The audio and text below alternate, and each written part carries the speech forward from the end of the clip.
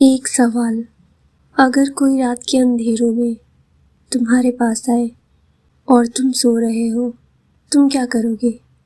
कुछ नहीं कर सकते, क्योंकि तुम उसे जानते ही नहीं। यही हुआ मुंबई में, बार बार, कम से कम 12 बार, और कातिल आज तक आज़ाद है। ये है स्टोनमैन किलर की कहानी। 1985 मुंबई शहर बड़ा था। लोग काम की तलाश में दूर दूर से आते थे, और जिन लोगों को घर नहीं मिल पाता वो फुटपाथ पर ही सो जाते।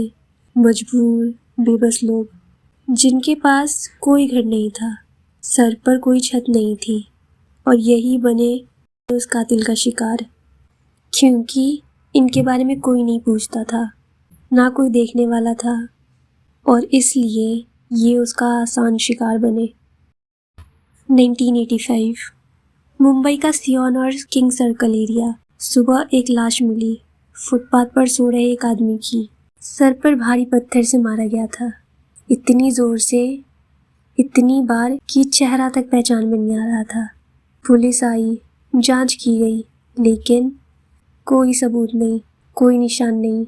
सबने सोचा शायद कोई पर्सनल दुश्मन होगा, कोई पुरानी दुश्मनी। केस फाइल हुई, लेकिन तभी दूसरी लाश मिली। फिर वही तरीका, फिर वही पत्थर, और फिर तीसरी। 6 हत्याओं के बाद मुंबई पुलिस ने रियलाइज किया वो पहले अपने शिकार को ऑब्जर्व करता था। उसकी हर चीज़, उसकी आदत, उसका सोने का वक्त, उनकी जगह, सब कुछ। फिर रात का इंतज़ार करता, ऐसी जगह चुनता जहाँ बिल्कुल गहरा अंधेरा हो, और ढूंढता था एक ऐसा इंसान जो बिल्कुल अकेला हो। और फिर 30 किलो का भारी पत्थर उठाता, और सिर्फ एक बार। पुलिस ने अंदाज़ा लगाया कातिल एक टॉल और वेल बिल्ट मैन था, क्योंकि 30 किलो का पत्थर उठाना और इतनी तेज़ी से गिराना एक नॉर्मल इंसान के बस की बात नहीं थी। और उसके बाद वो वापस उन अंधेरों में गायब हो जाता। ना कोई भागता हुआ दिखता, ना कोई चलता हुआ दिखता, कोई निशान नहीं, कोई शोर नहीं, कोई आवाज़ नहीं, जैसे वहाँ कोई था ही नहीं। सुबह लोग उठते और एक और लाश मिलती। हर बार यही होता।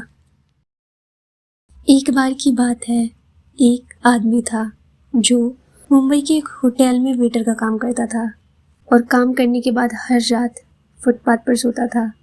हर बार की तरह वो इस बार भी अपना सारा काम खत्म करके सोने चला गया फुटपाथ पे। और तभी लगभग रात के 2 बजे उस पे किसी ने अटैक किया। वो उसके ऊपर पत्थर फेंकने ही वाला था कि तभी वो जाग गया। वो लड़ नहीं पाया और नहीं भाग पाया, सिर्फ चीखा, और कातिल भाग गया। ये पहला और आखिरी इंसान था जो स्टोन मैन से बच गया। पुलिस को एक उम्मीद मिली, उससे पूछताछ की गई, लेकिन अंधेरा इतना गहरा था कि वो कुछ क्लियरली नहीं देख पाया।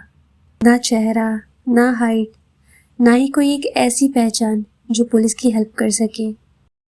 1988 के बाद मुंबई में हत्याएं अचानक से बंद हो गई। लोग सोचने लगे शायद वो मर गया, शायद अब सब कुछ ठीक हो गया। लेकिन कुछ ठीक नहीं हुआ था। जून 1989 कोलकाता, मुंबई से हज़ारों किलोमीटर दूर। सुबह बीबीडी बाग। एक कॉर्नर पर एक लाश मिली, एक औरत की। एक औरत जो सड़क पर मूनशाइन बेचती थी। सर पर भारी पत्थर से मारा गया था। वही तरीका, वही निशान, वही खामोशी। फिर से इन्वेस्टिगेटर्स एक दूसरे को देखने लगे, और एक ही सवाल था आंखों में, क्या ये वही है? और फिर एक और लाश, और एक और। कोलकाता में कुल 13 हत्याएं, 13 सवाल, और जवाब एक भी नहीं। दूसरी तरफ मुंबई में पुलिस ने वो सब कुछ किया जो वो कर सकती थी। अंडरकवर एजेंट्स छोड़े जो फुटपाथ पर नॉर्मल लोगों की तरह सोते थे। सर्विलेंस बढ़ाया, हजारों लोगों से पूछताछ हुई। एक सस्पेक्ट सामने आया, विनोद कामले। कई दिनों तक इन्वेस्टिगेशन हुई, लेकिन कोई सॉलिड प्रूफ नहीं था। केस वीक था और वो छूट गया। कोलकाता पुलिस भी हैरान थी, क्या ये दोनों एक ही इंसान थे या फिर दो अलग अलग। इन्वेस्टिगेटर्स आज भी इस बात पर डिबेट करते हैं और इसके साथ कई थ्योरीज भी निकली। एक थ्योरी ये है, ये एक ही इंसान था। पुलिस मुंबई में ज़्यादा एक्टिव हो गई थी तो वो मुंबई से कोलकाता शिफ्ट हो गया, एक नए स्टेट में एक नई शुरुआत के साथ। दूसरी थ्योरी ये है कि ये दो अलग अलग लोग थे, दो अलग कातिल जो कोइंसिडेंसली एक ही तरीके से काम करते थे, जो कभी कनेक्ट ही नहीं की गई। और तीसरी थ्योरी जो सबसे डरावनी है, और वो ये है कि इस इंसान ने सिर्फ मुंबई और कोलकाता में ही नहीं बल्कि और भी कई शहर, कई स्टेट में और भी कई लाशें बिछाई हैं। मुंबई में 12 हत्याएं, कोलकाता में 13 हत्याएं, टोटल 25 हत्याएं। 25 मासूम लोग जो सिर्फ इसलिए मारे गए क्योंकि उनके पास सोने की जगह नहीं थी, कोई घर नहीं था। और कातिल आज तक ऑफिशियली आइडेंटिफाई नहीं हुआ, आज तक कोई कन्विक्शन नहीं। वो कौन था कोई नहीं जानता, वो सिर्फ मुंबई और कोलकाता में ही था या और भी जगह। शायद वो आज भी जिंदा हो या फिर शायद नहीं, कोई नहीं जानता। तुम बताओ, तुम्हें क्या लगता है, क्या वो आज भी जिंदा होगा? और अगर होगा तो कहाँ होगा? क्या तुमने कभी सुना है इस कातिल के बारे में?